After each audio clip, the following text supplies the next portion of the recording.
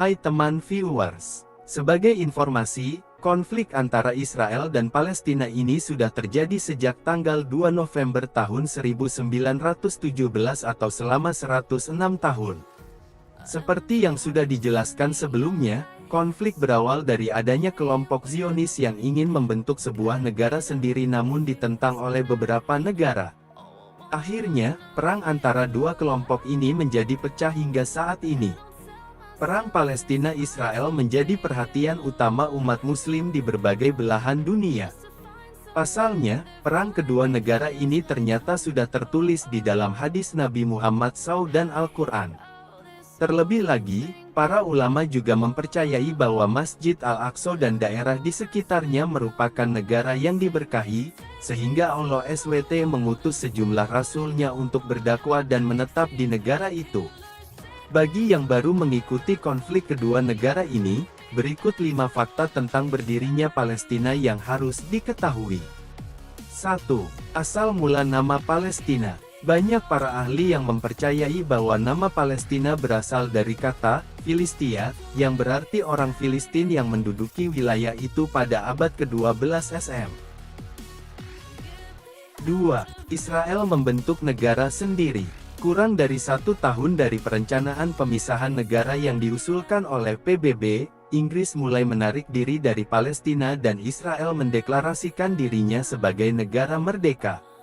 Berita ini menyebar dengan cepat sampai tentara Arab berusaha mencegah berdirinya negara Israel.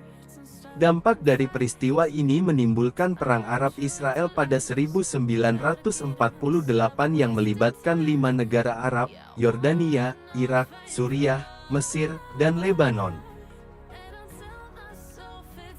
3. Tidak semua negara mengakui Palestina sebagai negara berdaulat. Meski telah mendirikan pemerintahan sendiri, rupanya tidak semua anggota PBB mengakui negara Palestina sebagai negara berdaulat. Namun pada April tahun 2022, sebanyak 138 dari 193 negara anggota PBB telah mengakui Palestina sebagai sebuah negara yang berdaulat. Meski demikian, ada pula negara-negara lain yang masih belum mengakui Palestina secara utuh, seperti Kanada, Amerika Serikat, Jepang, dan Inggris. 4. Separuh dari total penduduk Palestina adalah diaspora. Berdasarkan data tahun 2022, jumlah penduduk negara Palestina sebanyak 5.337.795 jiwa.